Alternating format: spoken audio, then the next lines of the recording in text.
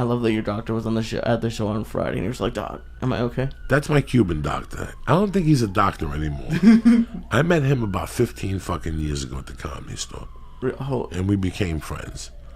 But he had a quality that I knew he couldn't be a good doctor. What was that? He always had a different woman with him. That seems like a good thing. No? If I'd see him on Friday and Saturday, he had 2 different women with him. Fuck. And he was doing powder, and he was jumping up and down. And, a doctor. Remember, I had the doctor of doctors, and I saw his decline. A man that I loved very much. He wasn't only my doctor, but I loved him very much. Jesus, my fucking throat tonight. Thank you. He was my doctor. So I became friends with him. Then he became my, even when my mom was alive, he knew things that he wouldn't tell my mom. You know what I'm saying? You confided in him. Yeah, I confided in him, and, Thank you, Lee. Look at you. Lee's fucking producing tonight, turning off microphones and shit. But I confided in him. And then I fucked it up. Because I stepped over the line. I went over there and tried to get I traded him cocaine for steroids. Fuck. You're from the doctor you had as a family, My as a little boy? fucking doctor. That's After my fucked up. mom died, No. I kept in touch with him, and I would go over and get prescriptions from time to time. For my throat and shit, he wouldn't charge me. He'd call the fucking pharmacy for me. And then in 82, everybody was shooting liquid steroids. The ones that you shoot with a needle into your arm and stuff. And I had a friend one day that was a dear friend of mine. And we were talking one day, and he spoke about he wanted oral steroids if I could get them. And I banged my head everywhere, I couldn't get them. And one day I go, you know what? I got to go down there anyway. Let me ask him. And one day I went down there, and the guy gave me like a half a physical. He wouldn't take blood out. He knew I didn't like needles and shit. And I just asked him. I said, what can you get me? And he goes, what do you want to do? And I told him, and he gave me a prescription of Winstrol V. Okay. Winnie V, oral. And I would take them to the pharmacy, and I would sell them to my friend. That's that's not I'm surprised you're so so about it. That's fucked up. You knew him since you were a kid. And then I got to the point where I was going over there twice a month to pick up a prescription for Winnie V or Anavar. Okay.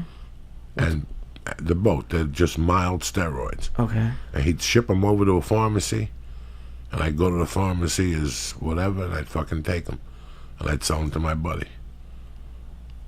Just like that. That's a lot to do, man. No, what's there to do? It's fucked up. It seems See, it's controlled a lot more now. Oh. Back then, it wasn't as controlled as it was now. They weren't looking for steroids, mild steroids. Anavar and Winnie V are mild steroids. They're usually given to people after surgery, after a burn, stuff like that, because it builds up the skin, I think what it is when you say these kind of things, I think back to my family doctor, and until the time I was 18 or something, probably until the time I even left it for college, she had the little pictures up on the wall, and you got stickers as you left, and I can't imagine going to them 6 years later and trying to get a prescription for steroids. It's it's just so far out of my realm. Lee, since how far my memory goes back, he was my doctor. Fuck. He was my doctor all the way when I lived on 29th Street. But I don't remember the drama till 205 West 88th Street. The drama with needles? With needles. That's when he would come over with the long, the jackets, the rain jackets, and he would have the little bag with him. And that's fucking he great. Would talk to my mother and the babysitter, and then he would walk in the room and take my temperature. And then he'd say, Coquito, I gotta give you a needle. And I'd go, no. And he'd go, look at your throat. And he'd work through the steps with me. He was a great guy. That's why I loved him. Because he would get the mirror and show me my throat, then get the stick, and then take the fucking things and put them on my own heart. He was a great doctor. Right. He tried everything he'd do to relax me. And then he fucking, try to con me. He'd go, all right, what do you want to do? Do you want it in your arm or in your leg? And I go, I don't want it anywhere. He goes, we just had a talk. You were just going to let me do it. And I go, no, let me think about it. And he'd go, okay. And he'd go out of the room. And my mom would offer him if he was hungry or if he wanted a beer, and he would start fucking drinking. And he would do like 3 fucking cocktails. And then he'd come back in there and he'd go, so what do we decide on? Oh, no, give me 10 more minutes. And then he'd go out there and do like a blast of coke with my mom or the babysitter, whoever was in the living room. Then he'd come back all coked up, and him and my mom would come in like, what the fuck? You ready? My mom would come in and yell, let's do this shit. And I go, no, let me think about it. I'm almost ready. And he would go out and do another blast, and then he'd come in and fucking give me the shot. My ass would be purple because I'd tighten up. I tightened up in those days. So my leg would get tight to resist the needle. Needles would fucking go in there, and then my whole ass cheek would get purple. It was horrific. When I used to go to the doctor, my mom would take us for ice cream after. This guy wouldn't give me no lollipop or nothing. He'd just talk to me about life and girls and cars and movies. He was that type of doctor. He was a hip fucking doctor, man. And I knew he was always kinky. I just didn't know what he did. You know how I found out what he did?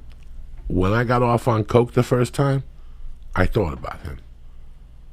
What do you mean when you got off on coke? Because I did coke for a year when I was a kid, and nothing ever happened. Okay. Oh, when you get okay. And one day I drank alcohol, and the coke hit me.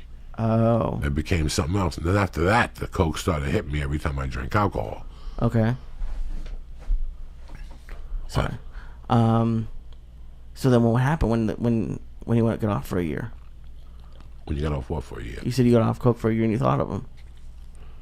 I thought of Dr. Del Valle. Yeah. Because I realized the reason why his jaw would move. Oh. Whenever he would come into the room, his jaw would move. That's a basic cocaine signal. Like when your jaw, I have 1,000 friends who their fucking jaws go for hours. Whenever his jaws went, and then one day I put it together, I got high and I'm like, oh shit. So all those years, Del Valle was doing fucking coke. So I didn't hit him up until that time. Remember, I got really sick when I was 16, the summer of '79. I got really fucking sick. I got a lung infection. And I got a lung doctor brought in to specialize and stick the scope down my throat and scrape my lung and see what was on there. Before they scraped my lung, I called Del Valle and told him to come to the hospital. And I go, listen, there's something I got to tell you, and you got to get in that fucking emergency room, or wherever the fuck it is. When they scrape my lung, you got to hide the results from my mom. He's like, what are you talking about? And I'm like, listen, I did crystal THC. And he goes, what the fuck are you talking about? And I go, I did some shit that you snort. And he goes, you know, that's angel dust. That's the first person that ever told me that was angel dust. I was like a fucking naive kid. At 16 doing it, Jesus Christ. That summer, we were doing a lot of it, like that 6 months prior to it. So it was going to be all over my lungs. And he goes, listen, I'll tell you what I'm going to do. I'll look at the report, and if it's on there, I'll figure out how to get it off. But I want you to make me a promise. Don't do that shit no more. And I looked at him and I go, well, I think you do, you know, like we had, and he told me at that time I hadn't done coke. I always knew he was up to something. I just didn't know what, you know. Oh, okay. But once I got high, like a year later, I put 2 and 2 together, and I go, that's what this motherfucker was doing. So now I'm going to break his balls. I never broke his balls about it, to be honest with you. But the first time I asked him for the steroid prescription, he goes, take the prescription, but the next time you come here, you better bring me a present, and it better not be aspirin. Fuck. So I would show up there and go, let me get another prescription here. I brought you something. And just those 3 or 4 bumps he'd do, I would never do the coke in front of him. I had known him that long. So at that time, those people did not know I was doing coke. Okay. I just told them that I had friends who did it, and they got really good coke, and this was a present for him for helping him out. I told him that the kid he was giving the steroids to was sending him coke. Oh. So how would you make money? Would you make money on the deal? Or no? Yeah, I'd go into the city, and I'd get an 8-ball of coke, right, for like $2.50 a fucking eighth, and then I'd throw a gram on it. and I get 4.5 grams. So now, what did I pay? $250, right? Right. And how many grams I got? 4. So what's that divided into 250? 70. Yeah, $60. 62.50. Yeah. 62.50. So in those days, cocaine cost $100 fucking. Okay. All right. So I would take the fucking cocaine and bring it to him. He'd do it, lose his fucking mind. He'd give me the prescription. The prescription would cost me $6. I would take it to my friend. He'd give me $200. So it would cost me fucking $75, and I'd make $125 profit. That's not bad. That's a lot of work, though. No, it wasn't no work at all. Well, it's dangerous. It's like It's a lot not. of... What, Lee? Are you fucking crazy? What do you mean crazy? What danger? What danger is there? Where do you encounter the danger? Buying coke, transporting coke. No, Lee. What you just met me 2 days ago? What did you become a fucking a Gentile after you watched Narcos? I know you didn't get caught, but I'm saying you could have. Lee, this was when you looked so much the part. You lived so much the part that it was like you felt invisible. It was like you felt invisible. Timmy Holloway's listening to this right now, and next time I have a conversation, he'll tell me about. I used to go into the city, and it was like I didn't matter. Sometimes I had 200 on me. Sometimes I had 700 on me. Sometimes I had 1,200 on me, and I look you as a face as a man. I was never worried one time. Never worried one time. Coming back over that tunnel, I always knew that if you went over the tunnel, don't come back over the tunnel. Come back over the bridge. That's math 101. That's math 101. If you take the bus over the fucking tunnel, you take the train uptown, and you take the fucking bus over the Lincoln Tunnel now, over the bridge.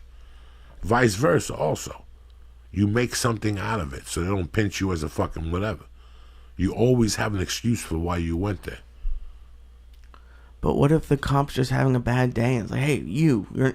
No cop's having a bad day like that. Really? No cop. You have a Daily News under your arm, you have a Yoo-hoo, you have a jean jacket, it looks like you fucking belong there, and you're just walking down the street. Inside the jean jacket, there's a flat pocket. If you have a Lee jean jacket or Wrangler, and you could tuck your fucking 12 or 15, 14 grams all the way down to the bottom, and nobody knows nothing. Oh, my God. It would be the biggest thrill of your life, you walking down. Now you got to make sure that you don't go into nowhere weird.